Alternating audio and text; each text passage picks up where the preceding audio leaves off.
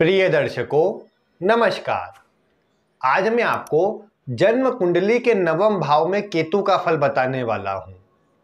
आपकी जन्म कुंडली किसी भी राशि या लग्न की क्यों ना हो, अगर नवम भाव में केतु बैठे हैं तो आज की वीडियो आपके लिए ही है। आप ध्यानपूर्वक इस वीडियो को देखते रहे। आप ये तो जानते ही है कि राहु के ही समान केतु भी एक छाया ग्रह है और छाया ग्रह होने के कारण इनका जो प्रभाव है ये किस राशि में बैठे हैं, किनके साथ में बैठे हैं, इस पर भी निर्भर करता है।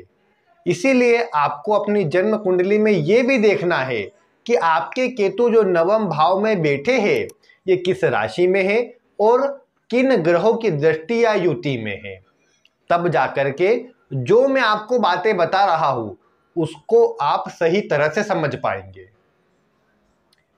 क्योंकि कई बार क्या होता है कि देखिए, केतु वैसे तो एक शुभ ग्रह की श्रेणी में आते हैं, लेकिन कई बार कुछ विशेष ग्रह अवस्था ऐसी हो जाने के कारण जो केतु शुभ प्रभाव देते हैं उसमें भी गिरावट आ जाती है और केतु का प्रभाव भी फिर भौतिकतावादी और परेशानियों को देने वाला बन जाता है, जिसके कारण मैं जो बातें बताऊंगा वो आप पर लागू नहीं हो पाएंगी। इसलिए इस बात का आपको ध्यान रखना है।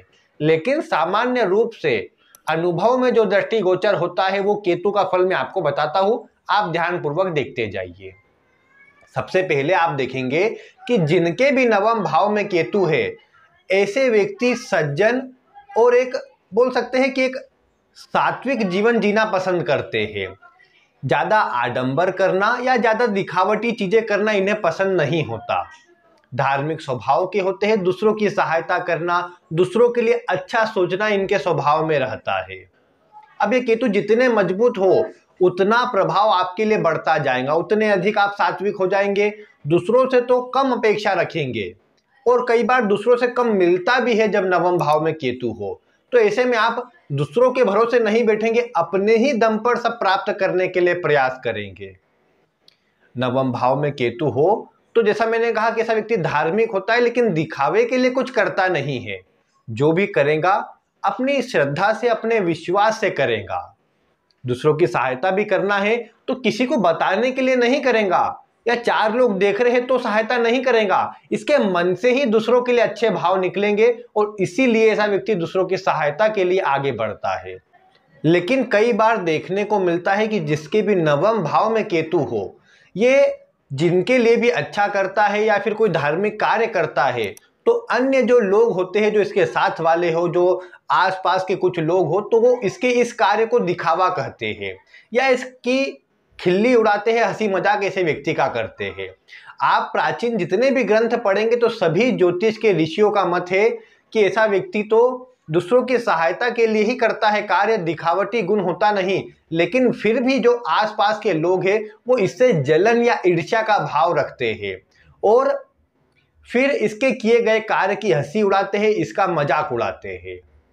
क्योंकि ऐसा व्यक्ति स्पष्टवादी होता है, अपनी सोच स्पष्ट रखता है, कार्य जो करेगा एक सही उद्देश्य को लेकर के करेगा, बिना उद्देश्य निरर्थक किसी कार्य में आगे बढ़ेगा नहीं। इसीलिए ऐसा व्यक्ति अपने कार्य में सफल हो जाता है।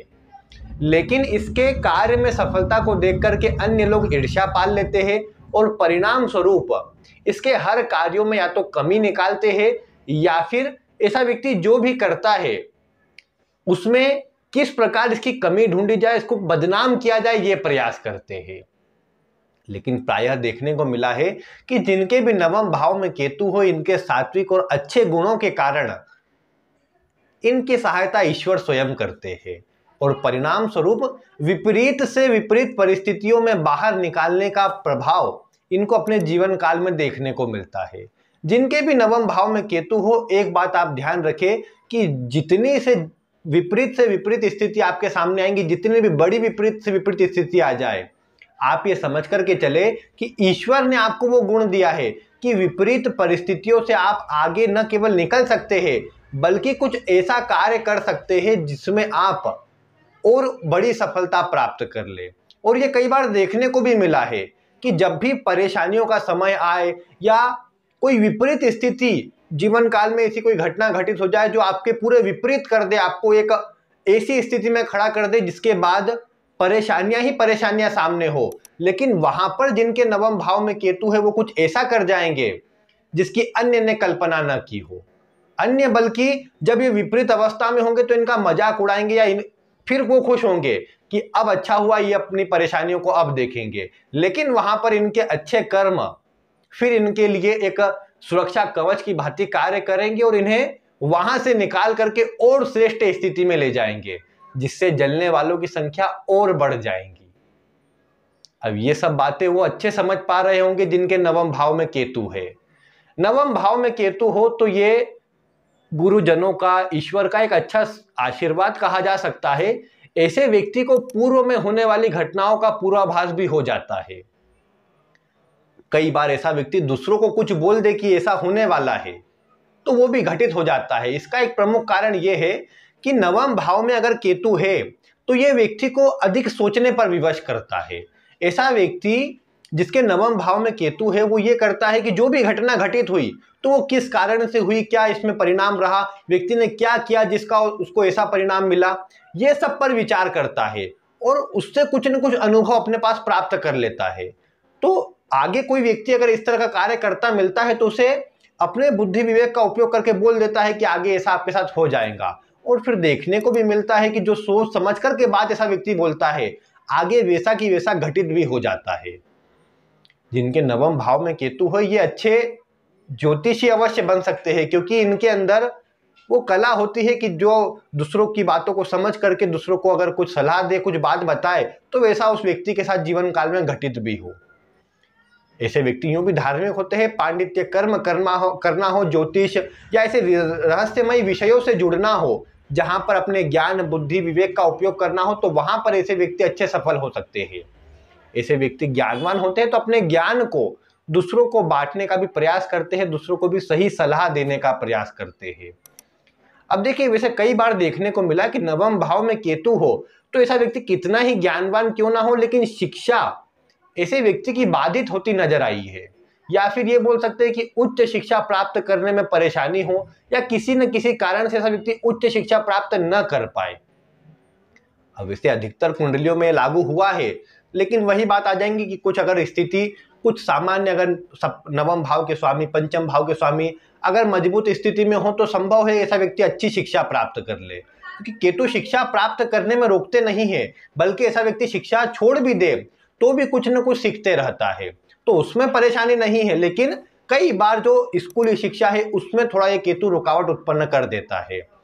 अब ये आप पर कितना लागू हुआ आप वीडियो में कमेंट करके अवश्य बता सकते हैं, लेकिन ऐसा व्यक्ति ज्ञानवान होता है और सभी को सही सलाह सही ज्ञान देने का प्रयास करता है। जिनके भी नवम भाव में केतु है इन्हें जीवन काल में अधिक परिवर्तन या अधिक ये बोल सकते यात्रा करनी पड़ती है। लेकिन मैं आपको ये कहूंगा कि नवम भाव में केतु हो तो जन्म स्थान से आपको दूर रहना चाहिए। जिनके नवम भाव में केतु शुभ होंगे तो वो देखने को मिलता है ऐसे व्यक्ति बचपन से ही जन्म स्थान से दूर चले जाते हैं। कमजोर होने पर आप बीच में किसी समय अवधि पर अगर बाहर चले जाते हैं तो मैं आपको कहूंगा कि आपके लिए अच्छा रहेगा, क्योंकि जन्म स्थान पर रहने पर केतु संघर्ष में वृद्धि करते देखे गए हैं, क्योंकि ये चतुर्थ से छठे में आ जाते हैं, जिसके कारण जन्म स्थान पर रहना ऐसे व्यक्ति को सूट नहीं करता है और बाहर रहने पर सफलता बढ़ते जाती है। ये बात भी है कि ऐसा व्यक्ति सभी के लिए अच्छा करता है, लेकिन ऐसे व्यक्ति को अन्य से अच्छा मिलता नहीं, फिर वो जन्म स्थान पर रहे या बाहर रहे। लेकिन ऐसा व्यक्ति दूसरों के लिए अच्छा करना छोड़ता नहीं है, अपने दयालु स्वभाव से ही दूसरों की सहायता करता है। ये बात भी देखने को मिली कि छठे भाव के जो फल है वो कई गुना अधिक बढ़ जाते हैं केतु के नवम भाव में होने से। छठे भाव के फल यानी रोग रिपु और ऋण, जिनके केतु नवम भाव में अपने जीवन काल में देख पाएंगे आपको इसका प्रभाव अधिक मिलेगा। क्यों अधिक मिलेगा? इसकी एक बात छोटी सी है, एक सामान्य समझने की बात है कि केतु नवम भाव में है तो केतु मंगल के समान प्रभाव देता है।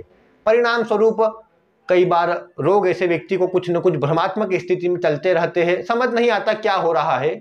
इसके साथ में जो ऋण है ऐसे व्यक्ति के ऊपर बढ़ जाता है। अब अन्य ग्रह अवस्था अच्छी हो तो ऋण परेशान नहीं करेगा, उतर जाएगा, लेकिन अन्य स्थिति कमजोर होने पर ऋण अधिक बढ़ जाए और ऐसे व्यक्ति को फिर परेशानी ऋण से हो, ये बात देखने को मिल सकती है। शत्रु तो ऐसे व्यक्ति के होते ही है, वो भी उसी प्रकार से शत्रु भी दिन प्रतिदिन बढ़ते जाते हैं।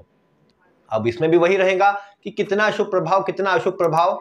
अन्य ग्रह अवस्था के अनुसार इस केतु में आया है, उसके अनुसार केतु शुभ या अशुभ स्थिति में थोड़ा बदलाव करेंगे।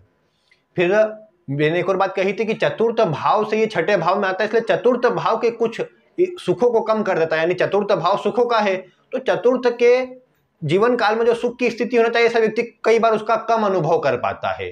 भागदौड़ करके मेहनत करके सब सुख अर्जित कर लेता है, लेकिन उसका भोग घर के अन्य सदस्य कर रहे हैं ऐसा व्यक्ति स्वयं नहीं कर पाता है।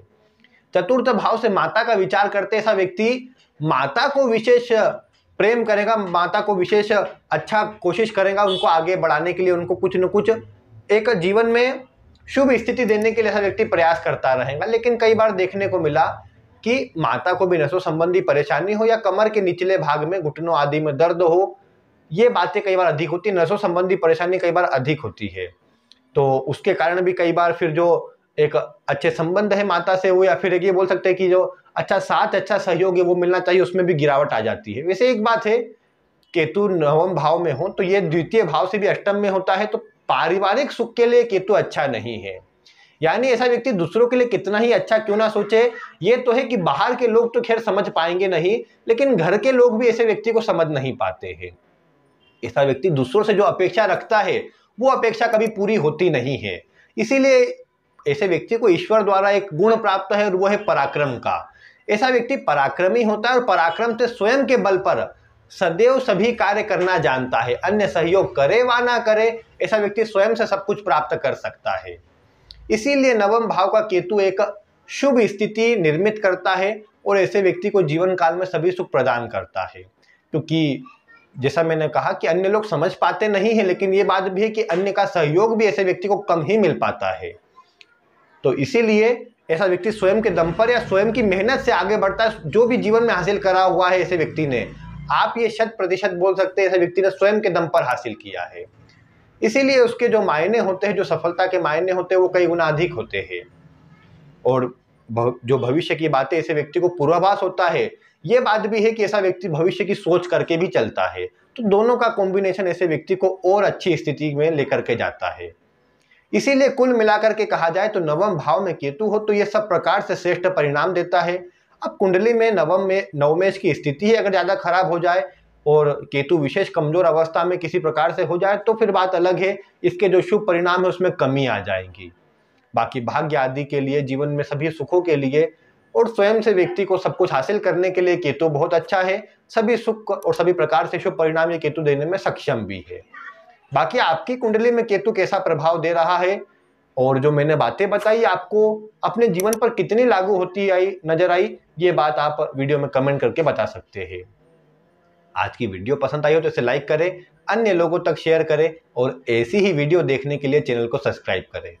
मिलते हैं फिर किसी ऐसी ही रोचक वीडियो के साथ।